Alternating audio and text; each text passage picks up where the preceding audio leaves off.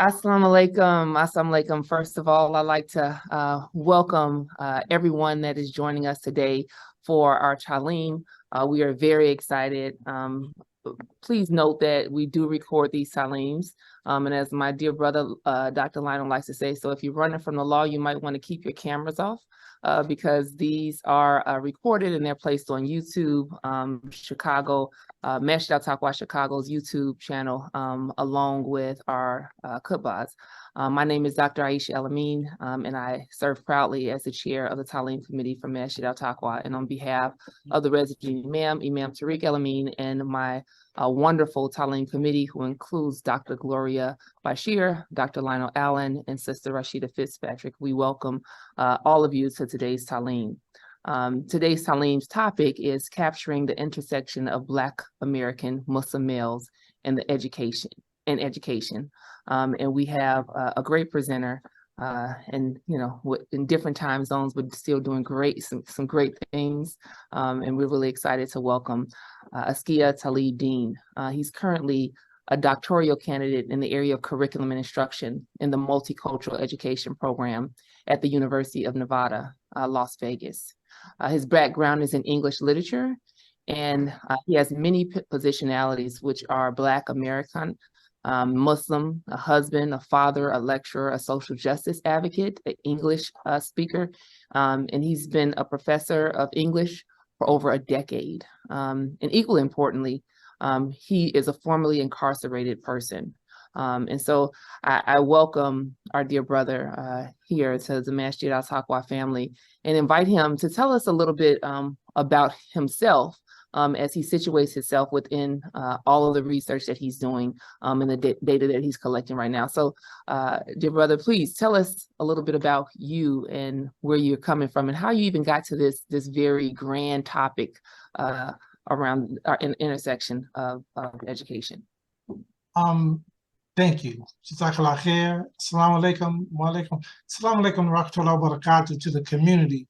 If I'm just a little bit nervous, bear with me. I'm trying to treat you as my class. I'm comfortable in the classroom. Before I get into it, I want to thank Sister Aisha, Dr. Alamine, and the rest of you, those that are engaging in this conversation, for just allowing me to share my research. And I'll get into it. Why I'm so happy, because of the resistance and opposition I've met from Muslims. My intention is not to slight anyone or make anyone uncomfortable, but I do say if you're uncomfortable, you need to think why before you engage me. I'm originally from Los Angeles, and I spent some time in Texas, and now I'm in Las Vegas now. Interestingly, when I was in Texas, and this goes into why I'm here at this point, I was going to school in Texas, a community college, non-traditional student, and right across the street, if anybody's ever been in Fort Worth, Texas, there was a federal correctional institution. And I would sit outside, no criminal background then, and I would sit outside and look at this place, and I didn't see any life, just a dead building, and used to wonder what was going on in there. Fate happened, I guess. Years later, I was in that prison looking at the school. I became, and I remember that vividly, but I became an insatiable reader in prison. I remember my friends handed me books to read. So I fell in love with literature. Subsequent to that, I found myself in school and pursued a degree in literature. One thing that was important, I didn't know what I was wanted to pursue, or didn't know what I was in love with.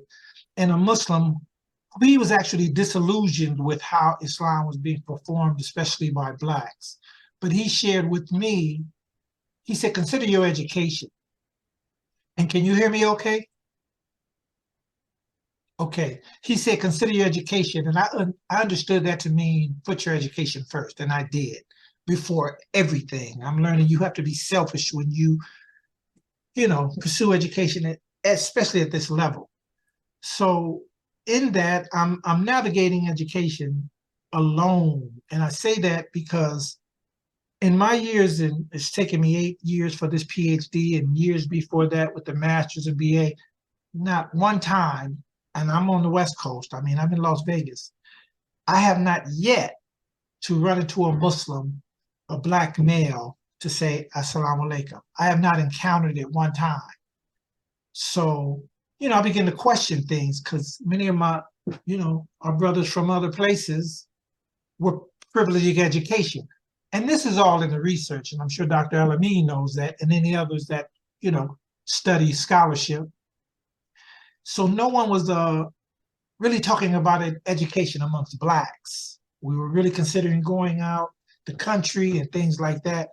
I remember I met Bell Hooks and had an intimate conversation with her. And she's like, what do you want to do? And I was talking about going out the country at the time to teach English. And she says, why would you want to go out the country when black kids can't read here? I'll lock the passport up. I never wanted to go. It's never been my goal. So as I'm matriculating through school, I'm talking about education, and I was getting resistance. I mean, it got ugly at times, really, and I was blown away. So I wanted to talk to young kids about their ideas of education.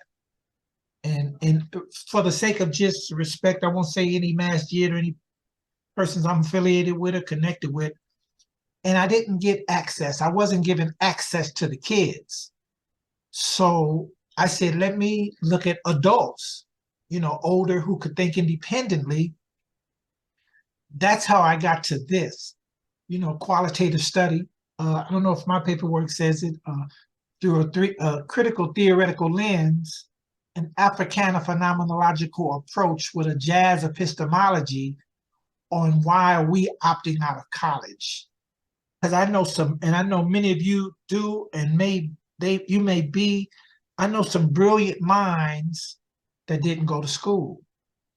But I know it wasn't that they did not want to go to school. We get, we get, what's the word? We get deterred away from school. Some have went to college, dropped out. I mean, I'm in this thing by myself, and I'm having a ball navigating it as a formerly incarcerated person. And I'm just trying to tell people we're built for this. One sad story is I met one young man. I actually used to teach him Arabic, not that I know it at the time early in the masjid. I mean, he was under 10. I ended up seeing him at the college. He was the first one.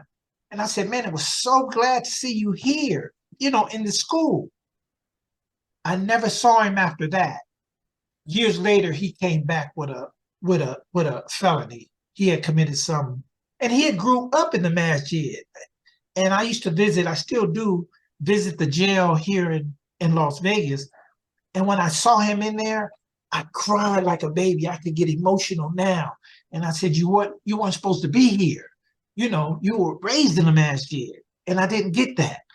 So now I'm looking at, I'm at the point of my, recruiting participants and wanting to talk. So I'm in another story that this is, I tell this story. I met one gentleman. He was from Egypt. He was a doctor. So I pulled him up and said, I got my degree. Later, I realized I said it to him because I just really wanted a pat on the head. That's how sick I was. I have a father. And I didn't really need that validation, but I needed it at the time, I guess. So he says, what did you study in school? I said, I studied English literature. He said, why you didn't study Islam? I said, but your kids are at the school being engineers and doctors. Why didn't you tell them to study Islam? And I resented that, a lot. With that, so now I'm at this point, and when I'm starting to get a couple of participants, in all fairness, but nobody wanted to aid and assist me in completing this part of the study. I don't know if and it's not my intention to highlight failures. I'm trying to fix a problem in my community because we're not going to school.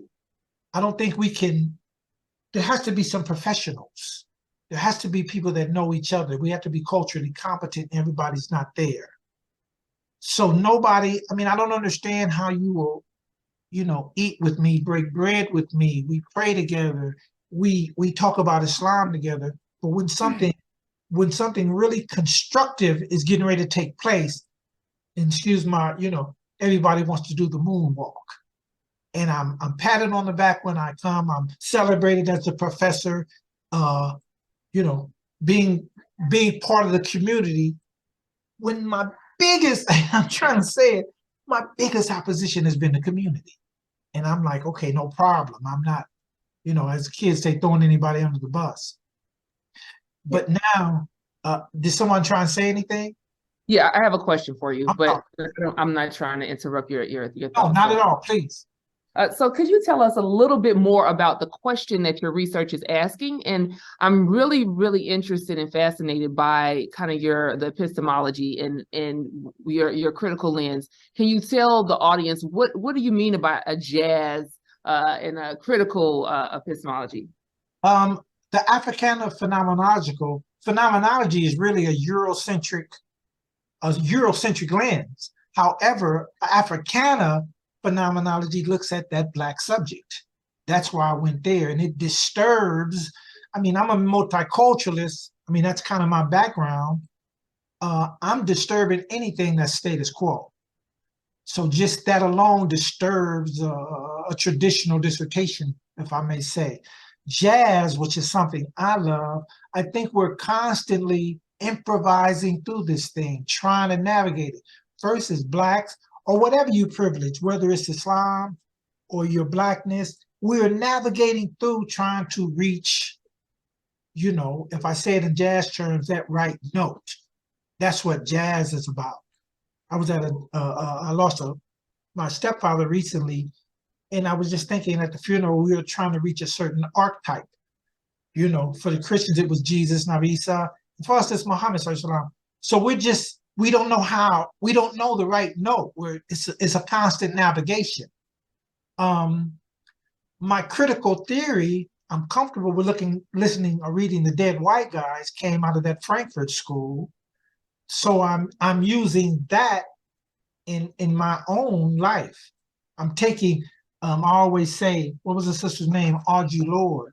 She says, you can't dismantle the master's house with the master's tools. I say, but you can tear it up. So that's what I'm trying to do. That's what drew me to critical theory. And I hope that answers that question. No, that does. Now, in the kind of the third part of that is, can you dive a little bit deeper into what exactly the questions that you're asking of your participants, right? What are your research probes? It's a qualitative study, so there's no. I want to get in, because those that I'm looking at, what drew them out of college? What support did they get from family, if there was any? What support did they get from the Muslim community, if there was any? More importantly, what support did they get from leadership? I'm sorry. And this stuff, all that I'm saying is, and I know Dr. Elamine, because I just read your research, all this is research, the Sherman Jacksons and a few others. Dr. Jackson, he emailed me. We had a little exchange. I met him once, but he said, what you're encountering is the lack of encouragement for cooperation and collaboration, especially in education. So since it's a qualitative study, I'm just trying to understand why we're not in school, how we got away from it with these. And I haven't met any that just didn't want to go to school. They all wanted to go at some point. They all were in at some point. And I know our community just doesn't foster it. Even me, when I decided to go to school, I had been married, my current wife. But when I decided to go to school, there was really no support. I mean, it was no good job, we're going to pat you on the back. It wasn't that. So I think that's a microcosm of a broader macrocosm, if I'm saying that correctly. I had my first interview the other day, actually. I had to really decompress because even after the gentleman finished, he said, man, you're giving me a chance to say things that no one else allowed me to say. We're not even having a discussion, not in this region, or at least in my small world, on education and that Black subject. So can you share some of your hypotheses that you walked in to the study with? What are the things that, and even in your earlier kind of research, what are you finding are the key factors that contribute to folks not, specifically Black Muslim males, not entering into higher ed? That in my opinion, and when I say opinion, and I say it to my class after all the reading and the reflection, because that's what an opinion comes from, that when that reading for us, for Blacks, was criminalized, penalty by death, we still have the residue of that. We still equate education with whiteness. So there's no great experience. One gentleman told me, a brother of mine, rest in peace, he says, you're in there teaching white stuff. I said, one, you've never been in my class. Two, I teach a class for Blacks, about Blacks, by Blacks. And you look up, his son is not in school. Short kid. You know, so that's the resistance. That's the resistance I was getting earlier. I mean, if you, and I'm going to go here, I've been there. If you buy into this cultural, help me, outsider, this outside culture. I mean, I'll use me. I was encouraged to learn Arabic. I was encouraged to go out this country to learn Islam, but I was never encouraged to go to school here. No one ever said, Negro, excuse me, you know, have you been in school? Do you want to go to school? I know that, I mean, never, ever, ever, not one time. And I know there are people around me with that can change your life. I mean, you know, they have the resources and the education. The one gentleman suggested, he said, consider studying law. I used to walk around a law school scared to go in. I just didn't know anyone. That was just my experience. And they used to say, come on in, you're always up here. But I was intimidated by the law, the LSAT, so I went GRE. My point is, there was just no reference points, no community, and I know that's what's happening, you know. And I get people now saying, man, you were right. Whatever that means, you were right. We should be in school. We need school. You know, one place we were at, and I'm just trying to protect the innocent, they had a medical center opened. There were no Black people like me in the center. Well, what about my daughter? What is she? If you want to tell me that don't matter, you need to bring your evidence, because I bring too much that says what's in front of you makes a difference. You know, I think that's impacted us in the classroom. And I see in my experience in higher learning, yeah, I understand if you go in there not grounded in the knowledge of self, you're going to come out a little messed up. You know, you're not going to really look to help your community. And these are what I'm just trying to really interrogate critically those experiences that got us where we are today, you know, through certain subjects, Black subjects.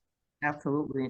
And I appreciate the interrogation of that. I think the pedagogy that allow us to do that in the qualitative way that you're doing it is really exciting. Can you talk a little bit about the way that you're navigating getting people to participate in it? I know that you mentioned that was a problem. So that's part one, but the other part, you've mentioned a few of our scholars, right? Sherman Jackson, Audre Lorde, you've mentioned, I think Bell Hooks as well. Can you talk about some of the seminal folks that guide your research and the lens in which you're looking at your research through? It actually builds on the work of Muhammad Khalifa. he interviewed a few young males. Now, I think he looked at the research says there's a difference between an African American and a Black American. And he looked at, I don't think he actually, I definitely don't want to misquote him, he distinguished the two. So I'm looking at Black Americans whose parents were born here. I think that makes a difference.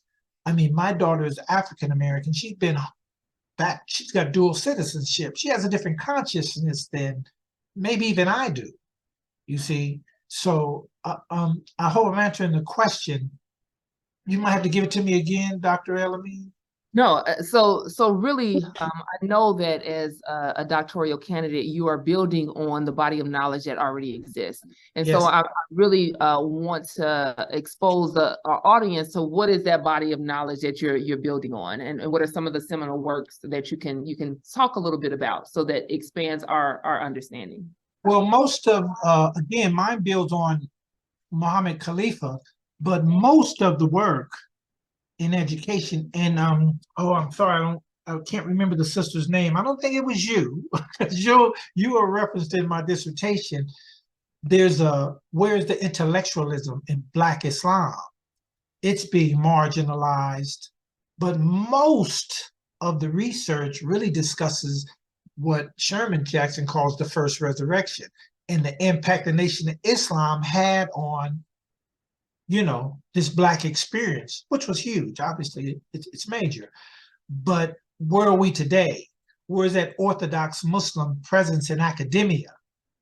So that, but most of my work, the Lincolns, I guess the Jacksons, oh, I should know these names for my research. I can't recall a few now, but most of those that really discuss that Black experience with the Nation of Islam, most of the research just really draws from that. It's not much, that's the gap, if not any, on that Orthodox Muslim today, the male. I'm not dismissing sisters, I'm just trying to, this is a narrow topic and I'm really interrogating that. But there's not much orthodoxy talking about the Orthodox Muslim, Black Muslim today, that Black American Muslim. It's not much at all. No, absolutely. And I appreciate your citation of our collective friends and scholar, Muhammad And Khalid. you're in there.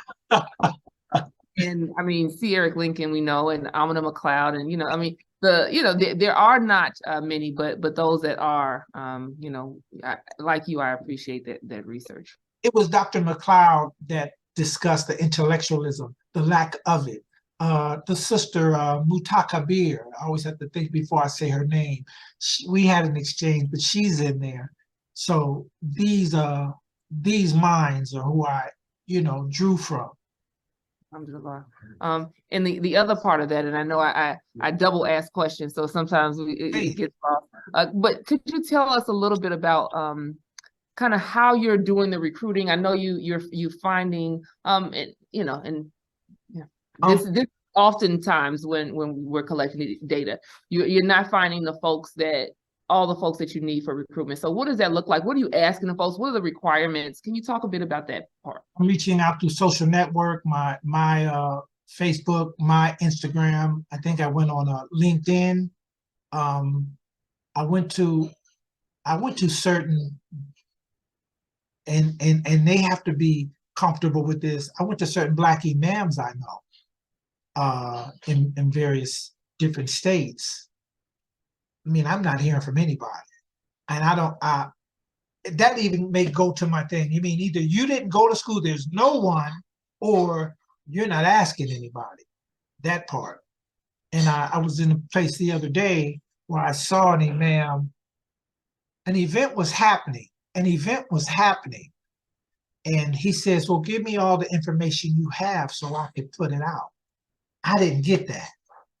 I didn't get, not to, to raise you up. I'm not getting what you did. Hey, let me connect you to my community and give you a minute to discuss what you're doing. I'm not getting that. In areas of Atlanta, I could say other states. I mean, but I'm sure if I needed anything that has to do with, I've been doing Islam long enough to know, if I needed to learn anything that has to do with Islam, I can call 100 people. I can get it, and that's sad. I mean, if I could say this, and this may be my experience, when I was going to do my coursework and taking statistics, I cried because there was no one to call to help me with statistics. I knew if I wanted to learn Salat or any Arabic, I would have had a hand. I didn't have it. I cried like a baby. I mean, I was, in my 40s maybe. So that's what I mean, but you want to pat me on the back or, praise me as the professor in that part. But I'm not getting the aid and assistance. So I'm just hoping, I'm getting a couple now, word of mouth. I didn't really put sampling in my methodology or snowballing, sorry, but I'm seeing that starting to show up. But that's where I'm at. And I'm not going to overtake the conversation, and I'll open it up for both folks online and folks that are in the space. I wanted to just ask you, as I open it up, folks can both raise their hand in the online world and here. But are there particular requirements beyond you didn't go to college as far as who we can send your way? Are there age and talk about that a bit? And I'm laughing because is this what my dissertation defense is going to be like? Because you're no. I'm just like, oh, I need to go do some homework. That part. But Black, identify as Black American. Both parents were born here. I know a few that if any parent, even like my daughter, I always reference her, my wife is from Africa, North Africa. So if anyone, both born here between the ages of 25 to 75 and have spent some time in college, identify as Muslim, obviously. And I think that's it. I think that's it. I hope, my wife even said it, that I'm not trying to highlight anyone's failures. I'm not trying to make, if somebody said to me, I want to discuss something, and maybe I'm looking from an academic lens, I'm a little older. I need to discuss people who were in prison that wanted to go to school. Well, I would take it personal if you didn't ask me, So, I hope no one feels uncomfortable being interviewed, because I'm just trying to examine a problem that I know, or explore a problem that I know we have. I mean, I came home in 94. Yeah, I'm sorry. I came home in 94 and been Muslim a few years before that. 94 to 2023, no young male has graduated college that I know. In this city, we have not celebrated it. I had one female, she was my student from the community, but that it cannot be whatever constitutes normal. It cannot make sense. We're gonna always, and if I can draw from the Sunnah, we may always have our hands like this and not like this. That part. No professionals, no doctors, no attorneys, no engineers, no ethnographers to understand what's going on, which takes some training. I'm not saying, I had a discussion with one person. I always stand on this. I never went to school to get a job. I went to school to deal with the trauma in my head. I'm just having fun. I think that's what education's about. I've invited people to my class. Come up in my class and tell these young minds what you know, and be willing to let them push back. No takers. I don't understand it. And I'm having such a good time. It's the best place in the world to me. I dropped out of high school. And I don't think and if anybody's seen or saw To Serve with Love, I'm like, put the books up. We can ready to talk. That's what we need to do. And, unpack these ideas. So I hope I answered the question. I'm just not getting any, I'm getting one or two now. Thanks. I'm looking behind me because I'm in a room. It seems to be, I'm in a room full of brothers. So, Black, black, I, So hopefully that. and I'll share this. I go into the county, I go into the jail on the weekends. Not that I'm qualified acting as imam, and they sometimes have to tell me to leave because we just can engage and talk about whatever. I'm not seeing that out here. You know, can we talk and cry or whatever and talk about our condition? It's not all just, and you will understand it. If I'm wrong, feel free to push back. I'm comfortable with it. Don't just sit with me and say, Alhamdulillah, this is a situation. And I mean, you know, the fight is down here. Now, don't let me get radical. The fight is down here. We're still losing. I've asked people that. We struggle as Black people. When we become Muslims, does that struggle stop? I've asked people that question, you know, so. Absolutely. So I have one, I have our dear brother Rod Bashir, who has a question for you. Assalamu alaikum. Thank you for your research and your passion. Thank you. Of our people. You made a comment that struck me that I hadn't heard before, and that on the notion of our people early in the history of this country not being able to read legally. Yes. How that is potentially or possibly impacting us today. Can you speak to that a little bit more? Oh yeah. I think, and that's my own, you know, I've come up with that after thinking about it.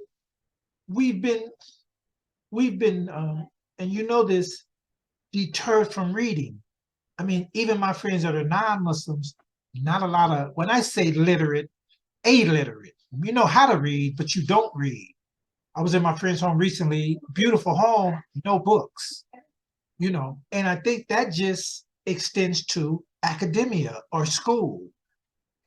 Just reluctant, equating it with whiteness, and won't go in there and engage in these ideas. And I mean, I know some of you, and not dismissing you, Sister Aisha, I'm talking to them brothers. I know some brilliant brothers, well-read. All my mentors, no formal schooling.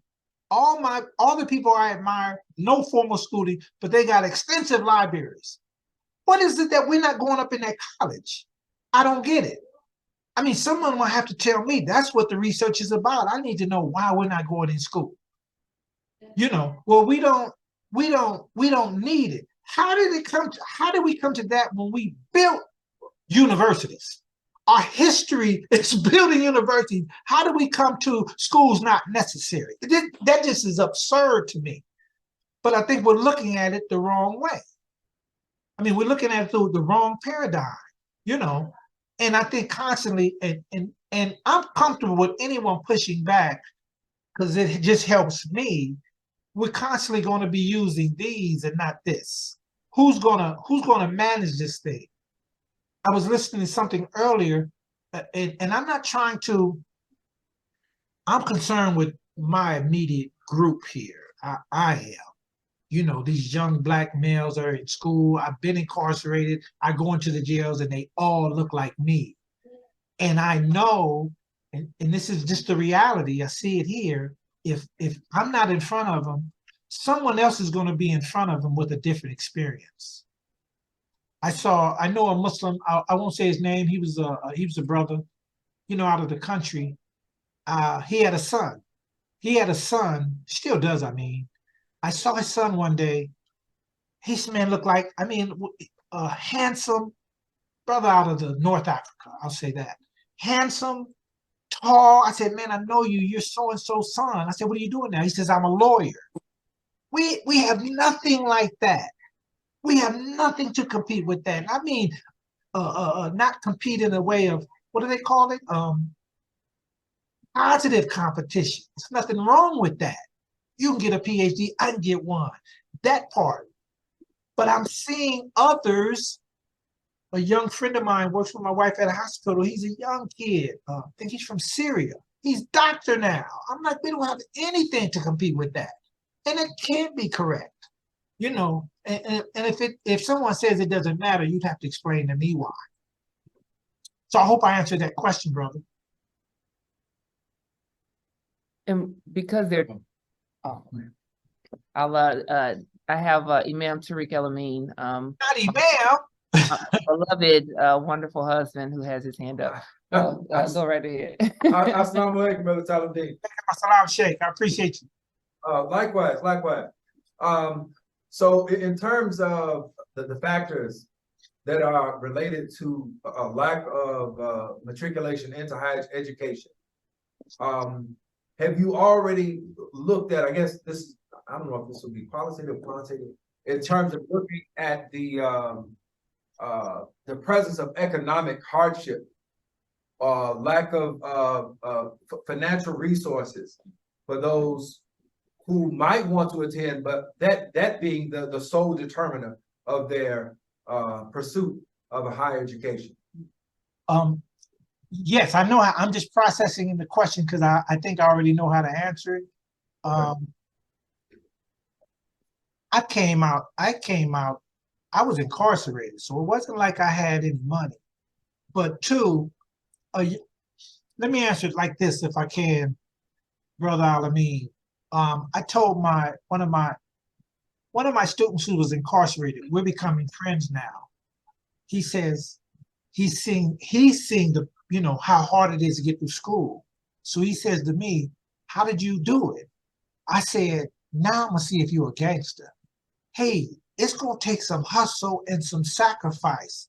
I mean, I didn't say, and I'm not saying this to you, to go get full-time. If we just take one class, right. You know, everybody wants to send me to Hajj. Pay for me a class, man. I don't want to go on Hajj right now. Don't get me started. You know, you want to do me a favor, doctor, engineer, and I mean, I'm surrounded by them, and you all maybe too. I've never visited Chicago. You want to do me a favor? Pay for me a class. I asked one gentleman, he was a doctor. I said, "Help me, man. I'm married. I'm trying to navigate this school. What do I need to do?" And he pointed up at the sky. That ain't it. That ain't it. You would be doing somebody a disservice and injustice to say the answer is here. Help me, man. You know, that part. I don't need anything else but to help me pay for these classes. And that's cool. That's fair. But if that's it, then let's record that. That becomes what we need to, you know, we need to know, we need to correct or fix. Yeah. We have the zakat box, we have for death, for funerals, but it ain't no economic, no schools. I'm sure every year, every masjid talks about, and I've discussed some that, and I'll make it short. I've discussed those that have traveled. This thing is, it's pervasive, what I'm saying. But so you got a lot of I don't know if you can see our heads nodding and laughter and agreement with you. But just to the point that you're making, we just initiated the Four-Bird Scholarship, the Four-Bird Scholarship, really to address the exact point that you are articulating, which is we need to make sure that education is accessible, and that we are providing, you know, we are demonstrating our commitment to making sure that we are educating our people. So thank you so much. Thank you. Oh, I have a daughter, and she may see this, but she's got her MBA, and I got high standards. But when I say it, you'll get it. She's got an MBA. She's not on drugs. She hasn't been to jail and no habits. I say, I need you in Congress. I don't care about that MBA. I need more. We need to push these kids, and I know it's, you know, I want you to pursue what you love. I'm trying to reconcile it, but we need some kids. We're gonna have to make some sacrifices. And you, little Alameen, you going up in there, you're gonna become the lawyer of this community. I mean, that's what it's gotta be. And I think these imams, and you know, you're an imam, we have the, for lack of a better word, power to decide that. Because I've seen imams tear something good up at the same time. If you don't, what's the word, sanction it? I've seen it. You know, But to say, hey, little Aisha, I need you to do this. I don't need a nurse. I need a doctor, period. And you don't want me to believe that these are situations. I'm realizing now this thing could change. It could change. And I mean, I'm not the only one that's not the first time. You give 10 of me, we're going to have a problem. All I need is 10. The Quran says that. We just need a few. You know.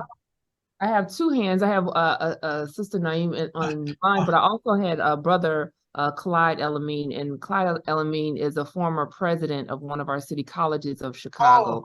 And so I'll give him the floor, and then Naim, you're next. Show up. First of all, brother, I congratulate you on what you're doing. I do empathize with some of your emotions about what you're doing. One of the things, and also, I mean, I would be happy to be a resource if you just want someone to talk to about, outreach to, African American male students, because one of the things that happens in community college, I was actually in 2 of them here. And what I find is the environment, the support system, yes, African American males, Muslim or non-Muslim, the formalized support system for them is usually terrible, because most people don't even think that it needs to exist. So I kind of became that myself. The colleges I was at, but it was amazing how responsive and how fast the word got around that the president, he's pretty cool, man. You can actually talk to him, And so some other people did join me when they saw it. I had to ask myself, why did they need me to do that for them to know that that was needed? But that's okay. I didn't care about that. So I think you may be more effective if you kind of at least check out who's in community college. Not because I know you're going. Don't say they're already in college, because I'm getting ready to say something else. Oh, excuse me 1 second. My cat was screaming. I'm sorry. Go. I apologize. The young men that you find in community college, especially a lot of those who made the decision to come back after they've been out of high school for a while, because most community college students do not come immediately after high school, period. Most of them come when they're now 20, 25, and they have a certain realization. They have friends who have not made that decision that they have made. So they may actually be an access, maybe help you to access some of their friends who have not made the decision that they have made to come back to school or what have you. So it's just an idea. I can't guarantee you that it will work. I can guarantee you this though, almost everyone that I got to know at every class, every year at that college, they had friends who had not come with them. I encourage them, go get your buddy, bring them in. I talk to them too. So you find they may be the people who are connected, because most of the folks that you're looking for probably were not going to get into Harvard anyway. Maybe not even going to get into the 4-year and the graduate degree institutions anyway. So just an idea. And again, if you want to have some conversation with me about it, you can. Dr. Aisha has my contact information, and I'd be happy to talk about it. Two things. I appreciate that, and I will use it. No, 3 things. This is the first. This is a first for me. What's going on? This phenomenon that we're experiencing right here is a first. That's all I'm looking for. I am begging people to let me in these high schools. I mean, I'm a pretty sharp dresser, and I'm like, let me in front of these young males and let them know school is the coolest thing in the world. I invite everybody to my room. Parents, it don't matter. I had a couple young brothers in my class, and I'm like, you two wait, let everybody else go. I'm looking at y'all. If you need me for anything, I mean, I'm doing it. I am that. This is just not my job. Call me anytime, especially before you do something crazy. My phone is open, so it's not just, I'm not a professor till 5. It's my vocation.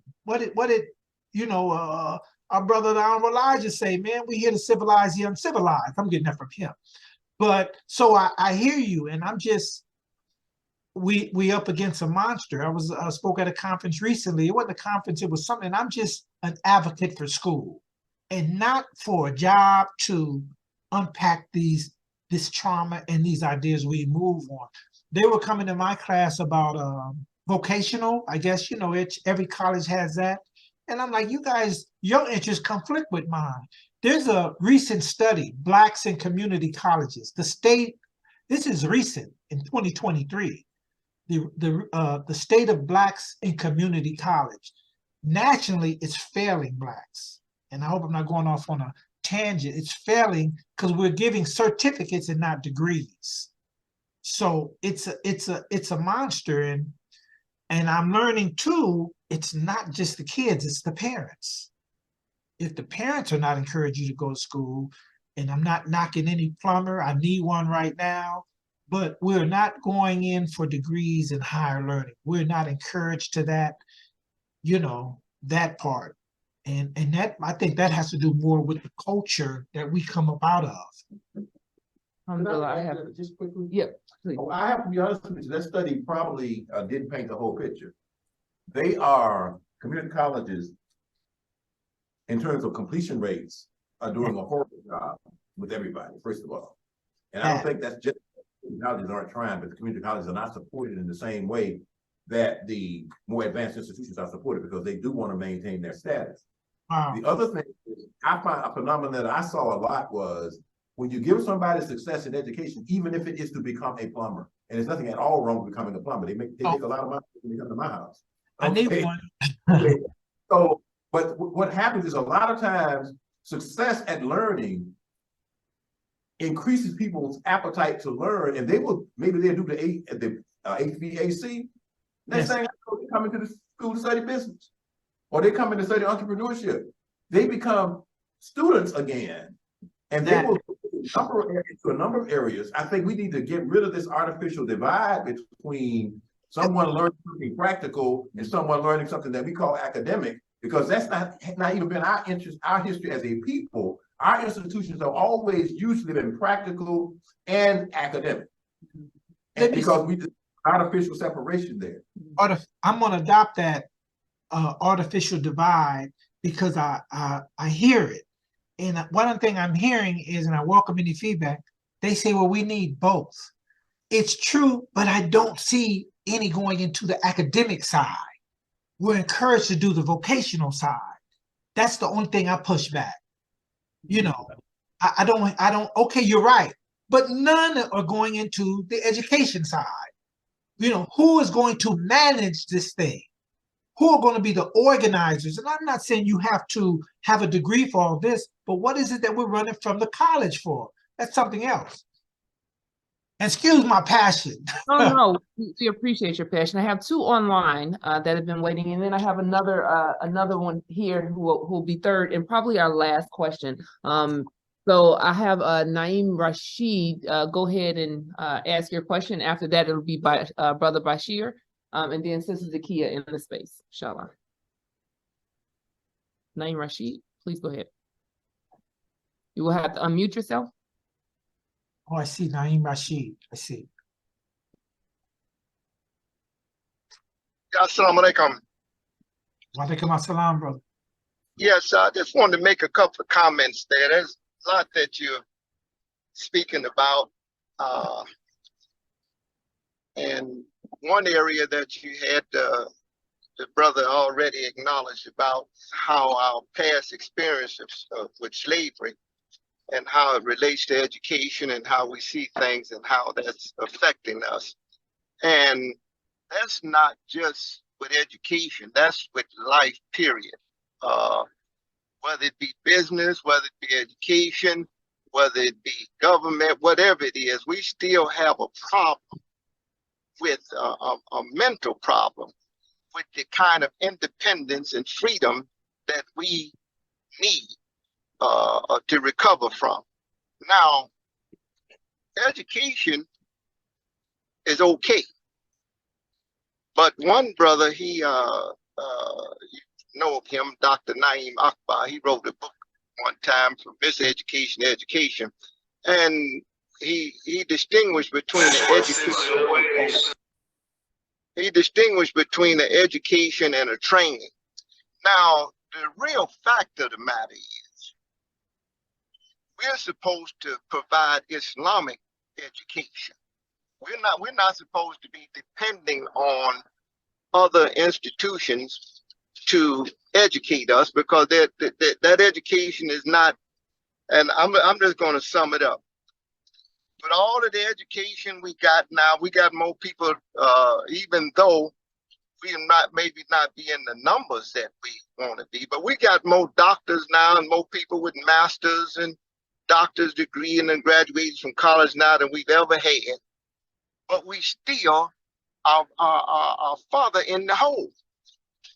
So we need something else to accommodate just the education, and I'm going to land on this. What we need in this community, the Imam already told us. He said that when the community quit levitating, he said then the educators and the business people and all them will come. We don't have any place in this community for educators or business, because I'm going to tell you, once they get their education, I'm going to tell you what they're going to do. They're going to go and create a life and get them a salary from them and go on somewhere, and you won't hardly see them no more. They're going to create a world out there outside of this community because we don't have any place for them. Thank you so much, Brother Rashid. I know right. I'll land. Thank you so much. I need to make sure in our few minutes left that we give both Brother Talib Deen a chance to respond, and we have two other folks waiting. Thank you for participating. One, that I can answer that, and I really appreciate you, Brother Rashid. If you don't, that give me 1 second. Not attitude. That's not the word I'm looking for. What constitutes an Islamic education? Arabic ain't gonna do you no good nowhere but in the masjid. That's the first thing I'll say. Two, Bell Hooks, again, I'm a quarter. She said some people don't get time till they get time. We need to, this is where it starts. This is where it starts. This dialogue, this is the first time I'm having that. And Imam Elamine, if I can use you for this, when you go up in that school and you come out and I'm talking to these brothers, not dismissing you, Sister Aisha. Hey man, don't come out here like on square. We don't need that. We don't need you to go up in there and get no $200,000 job and run off somewhere. That ain't what we need. I mean, like that, because we will pull each other up for less than that. I know what the culture was when I was on the street. I'm looking for it. I mean, I had more camaraderie when I was hustling than I have in Islam. And brother, I think I said that earlier. If you're not grounded in self, your camera up again. I'm sorry.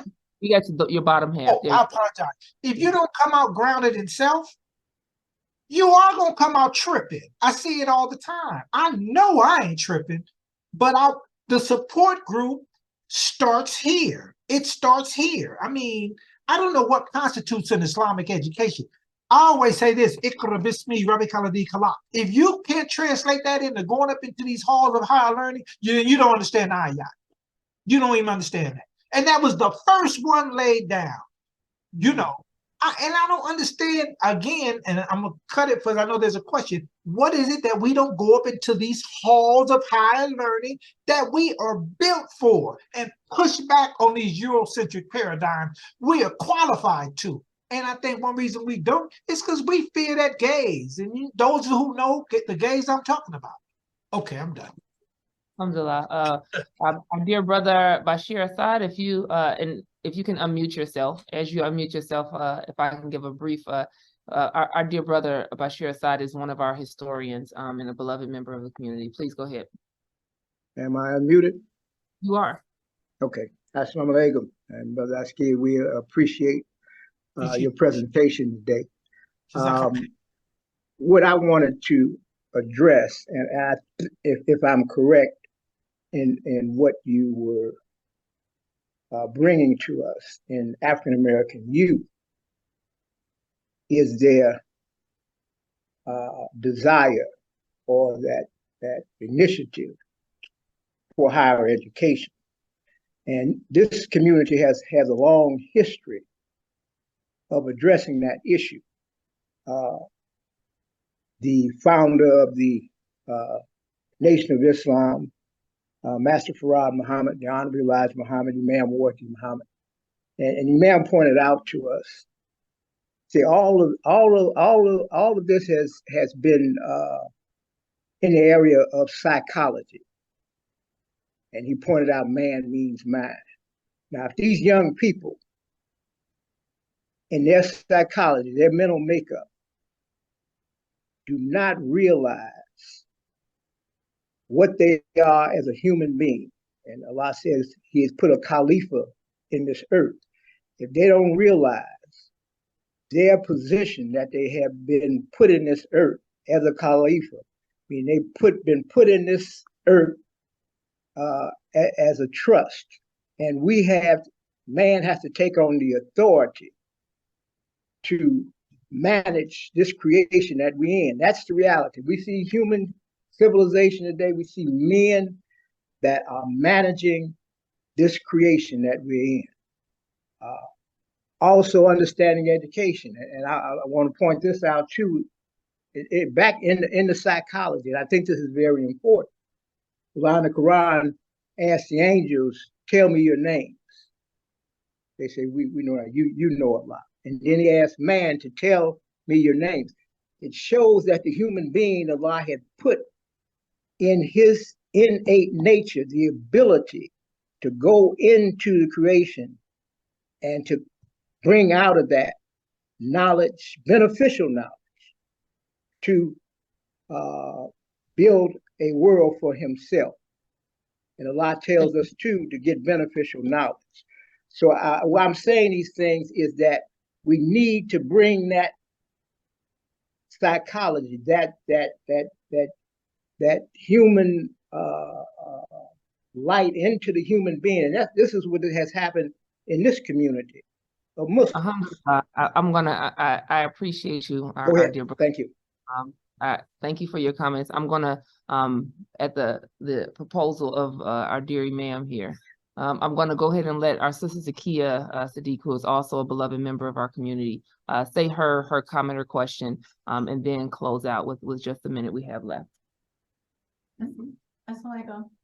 My question is to Brother Clyde and to Brother that's doing the presentation regarding the education for our youth.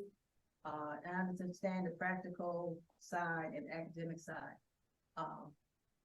The children also, when they do already, say they're in school, like they just started in September, they want to go through to a 4-year college. They may have started out at a university, state university for 2 years, and then they transfer for 2 years. And they need to be. Could you speak up a little bit? Orchestrated. You can sit. Oh, something like them. They could be orchestrated through the financial scholarship type programs that's available to students. That's for the 2-year program. It's fully funded. For they don't have to be worried about financial problems and nobody making them drop out and all of that. And they say they already have a 4.0 a grade point average, so they're trying to stay academically available in order for scholarships, and even a 4-year run scholarship. But they need to be orchestrated on how to do this. I mean, I know their requirements, but they need to have dates and actual programs they could have. And so if we can get some mentors to actually help them and their parents, because they don't really know what to do either. So that would help them a lot. So we have, we got these brothers here and brothers here at Master Taqwa as well. Thank you. Alhamdulillah, thank you so much, Sister Zakia. As you can see, our brother, we have a lot of great folks who are passionate about this topic, as you are. You've given us a lot of food for thought and a lot of passion. What we'd like to do is invite you to come back as your research progresses, to share some of that with us, so that we can learn together with you. And I'll give you the last 30 seconds to do any closing statements, please. Building on what the gentleman said, when Allah said name them, he also meant define them. So we have the authority to redefine whatever and make it suit us, not as long as it's in accordance with this deen. Like the brother extended himself to me, I'm here for anyone, whatever I can do, inshallah. Again, it definitely takes this village. A mentor made a difference in my life, and a man raised me. Our parents may not know, but it takes, when I became a full-time student, the first thing I did was spend the day in my daughter's class to see what was really happening. We have to make those type of sacrifices. if we're not able to, we have to question that. I understand we work, I understand I work, but we have to start navigating to make this thing look a little differently, if I could say it that way, and to perform this thing differently. And we all have to take time to see how we're performing, what constitutes Islam. What does it look like? I mean, someone said, I was in a suit the other day with a nice tie and a handkerchief, and someone said, you're not dressed like the Sunnah. That's the problem. That's the problem. You know, I go on all day. That, you know. Alhamdulillah. So Alhamdulillah. Well, thank you so much. I will definitely share your contact information. I'm gonna ask folks to go ahead and unmute yourself and show the message I'll talk about love for our dear brother, and thank you. I swear I appreciate you all. Jazakallah khair, and may Allah continue to bless you all with his endless favors. I mean, Assalamu Jazakallah alaikum. khair, return. Assalam.